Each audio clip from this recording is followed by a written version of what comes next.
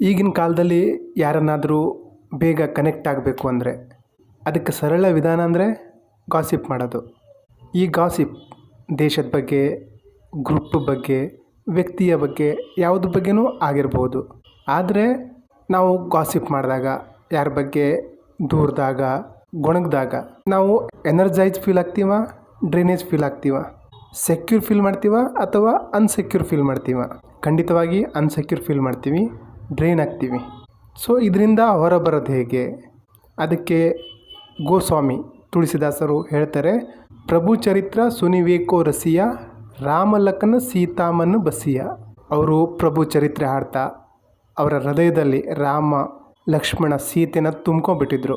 ಅಷ್ಟು ಭಕ್ತಿ ರಸಿಯ ಅಂದರೆ ಆನಂದ ತುಂಬಿದ, ಭಕ್ತಿಯ ರಸ ತುಂಬಿಕೊಂಡಂಥವ್ರು, ಪ್ರಸನ್ನತೆಯ ರಸ ಅಷ್ಟು ಅವ್ರು ತುಂಬಿಕೊಂಡಿದ್ರು.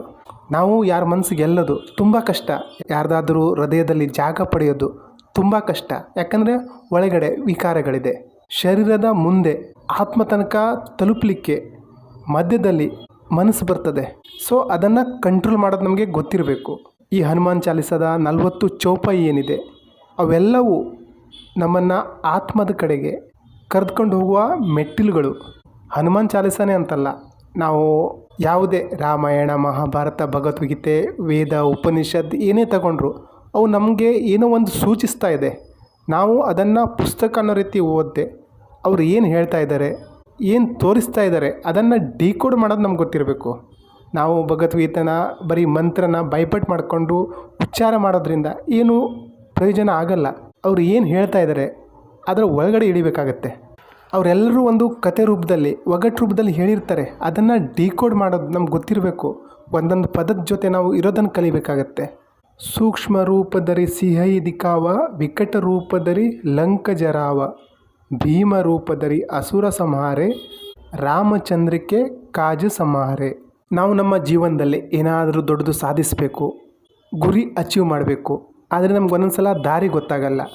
ಆವಾಗ ಏನು ಮಾಡಬೇಕು ಅಂದರೆ ಸರೆಂಡರ್ ಆಗಬೇಕು, ದೇವರಿಗೆ ಶರಣಾಗಬೇಕು, ದಾರಿ ತೋರು ಅಂತ ಕೇಳ್ಕೋಬೇಕು.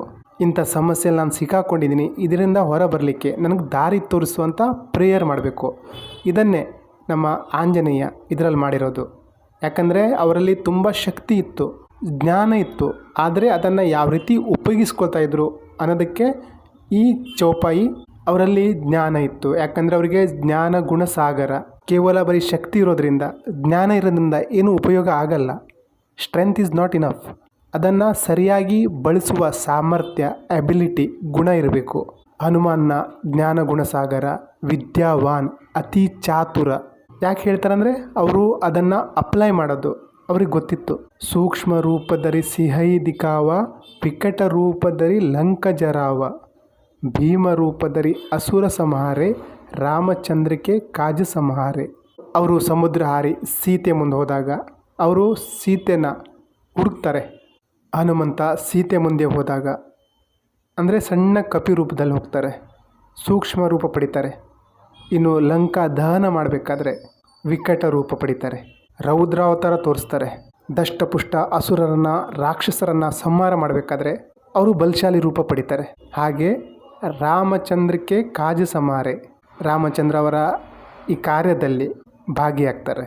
ಹಿಂದಿನ ವಿಡಿಯೋದಲ್ಲಿ ನಾವು ಹನುಮಾನ್ಜಿ ಸಮುದ್ರ ಹಾರಿ ಅವರ ಡೆಸ್ಟಿನೇಷನ್ ಗುರಿ ತಲುಪಬೇಕಾದ್ರೆ ಈ ಪ್ರೊಸೆಸ್ ಏನಿದೆ, ಸಮುದ್ರ ಅನ್ನೋ ಒಂದು ಪ್ರೊಸೆಸ್ಸು, ಅಲ್ಲಿ ಅವರಿಗೆ ಸುಮಾರು ಅಡೆತಡೆ ಬರ್ತದೆ. ಆದರೂ ಅವರು ದಿಟ್ಟವಾಗಿ ಎದುರಿಸ್ತಾರೆ. ನಮ್ಮ ಜೀವನದಲ್ಲೂ ಅದೇ ರೀತಿ ಬರ್ತವೆ. ನಾವು ಯಾವ ರೀತಿ ಅದನ್ನು ದಾಟಬೇಕು ಅನ್ನೋದನ್ನು ಹಿಂದಿನ ವಿಡಿಯೋದಲ್ಲಿ ಹೇಳಿದ್ದೀನಿ. ಈಗ ಅವರು ಲಂಕಾ ತಲುಪಿದಾಗ ಅವ್ರಿಗೆ ಏನು ಮಾಡಬೇಕಂತ ಗೊತ್ತಾಗಲ್ಲ. ಆವಾಗ ಅವರು ಮೊದಲು ಮಾಡಿದ ಕೆಲಸ ಏನು ಅಂದರೆ ಸರೆಂಡರ್ ಆಗ್ತಾರೆ, ರಾಮನ ಧ್ಯಾನ ಮಾಡ್ತಾರೆ. ಅವರಿಗೆ ಬುದ್ಧಿ ಇದೆ, ಶಕ್ತಿ ಇದೆ, ಎಲ್ಲ ಇದೆ. ಆದರೆ ಅವೆಲ್ಲ ಪಕ್ಕಕ್ಕಿಟ್ಟು ರಾಮನ ಪ್ರೇಯರ್ ಮಾಡ್ತಾರೆ.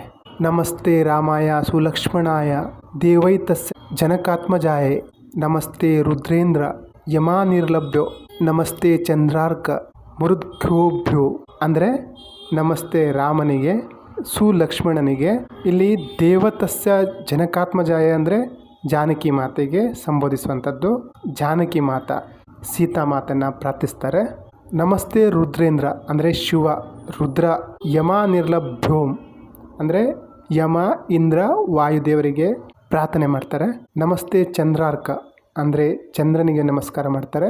ಮೃದ್ಘ್ಯೋಭ್ಯೋ ಅಂದರೆ ಪ್ರಾಣಶಕ್ತಿ ಮತ್ತು ಶಿವ ಎಲ್ರಿಗೂ ನಮಸ್ಕಾರ ಮಾಡ್ತಾರೆ, ಪ್ರಾರ್ಥನೆ ಮಾಡ್ತಾರೆ, ದಾರಿ ತೋರು ಅಂತ ಕೇಳ್ತಾರೆ.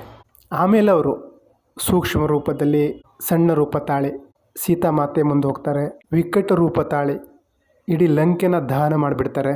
ಲಂಕೆ ದಹನ ಮಾಡಬೇಕಾದ್ರೆ ಅವರಿಗೆ ಏನೂ ಆಗಲ್ಲ, ಯಾಕಂದರೆ ಸೀತಾಮಾತೆ ಅಗ್ನಿದೇವನ ಹತ್ರ ಪ್ರಾರ್ಥಿಸಿರ್ತಾಳೆ.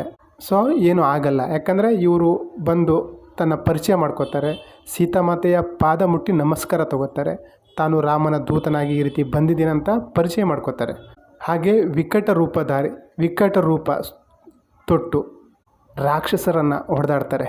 ಅವರೆಲ್ಲೂ ರಾವಣನನ್ನು ರಾಮ ಬಂದು ನಿನಗೆ ಹೊಡಿತಾನೆ ಆ ರೀತಿಯಿಂದ ಧಮಕಿ ಕೊಡಲ್ಲ, ರಿಕ್ವೆಸ್ಟ್ ಮಾಡ್ತಾನೆ. ಸೀತಾಮಾತೆನ ಅಪರಿಸರದ್ದು ತಪ್ಪು, ಬಿಟ್ಟು ರಾಮನಿಗೆ ಸರೆಂಡರ್ ಆಗು, ಕ್ಷಮೆ ಕೇಳು. ಆದರೆ ರಾವಣ ಒಪ್ಪಲ್ಲ. ಹನುಮಂತನ ಕಟ್ಟಾಕ್ಲಿಕ್ಕೆ ಬಾಲಕ್ಕೆ ಬೆಂಕಿಯೆಲ್ಲ ಇಡ್ತಾರೆ. ಸೊ ಅದೆಲ್ಲ ನಿಮ್ಮ ಕತೆ ಗೊತ್ತಿದೆ. ಈ ರೀತಿ ಅವರು ರಾಮಚಂದ್ರಕ್ಕೆ ಕಾಜ ಸಮಾರೆ ಅವರ ಕಾರ್ಯದಲ್ಲಿ ಒಂದು ಪ್ರಮುಖ ಪಾತ್ರ ವಹಿಸ್ತಾರೆ. ನಾವು ಸಹ ನಮ್ಮ ಜೀವನದಲ್ಲಿ ಎಲ್ಲೋ ಸ್ಟ್ರಕ್ ಆಗಿದ್ದೀವಿ, ಸಮಸ್ಯೆಯಲ್ಲಿ ಸಿಕ್ಕಾಕೊಂಡಿದ್ದೀವಿ ಅಂದಾಗ ನಾವು ಪ್ರಾರ್ಥಿಸಬೇಕಾಗತ್ತೆ. ನಾವು ದೇವರನ್ನ ಅಥವಾ ಯೂನಿವರ್ಸನ್ನು ಪ್ರಾರ್ಥಿಸಬೇಕು. ನಾವೆಲ್ಲಿ ಸ್ಟ್ರಕ್ ಆಗಿದ್ದೀವೋ ಅದಕ್ಕೆ ದಾರಿ ತೋರು. ನಮಗೆಲ್ಲ ಗೊತ್ತಿದೆ ಅಂತ ನಾವು ಮೆರಿಬಾರ್ದು. ಪ್ರಕೃತಿ ನಮಗೇನು ಹೇಳಿಕ್ಕೆ ಬಯಸ್ತಾ ಇರುತ್ತೆ, ಕೇಳಿಸ್ಕೊಳ್ಳುವ ತಾಳ್ಮೆ ಇರಬೇಕು. ನಾವು ಮಾರ್ಗ ಕೇಳಬೇಕು, ದಾರಿ ಕೇಳಬೇಕು. ಯೂನಿವರ್ಸ್ ಹತ್ರ ನನಗಿದೇ ಕೊಡು ಅದೇ ಕೊಡು ಅಂತ ಆ ರೀತಿ ಆರ್ಡ್ರ್ ಮಾಡಬಾರ್ದು. ದಾರಿ ತೋರಿಸು, ನನಗೆ ಯಾವ್ದು ಸರಿನೋ ಅದನ್ನು ತೋರಿಸು ಅಂತ ಕೇಳಬೇಕು.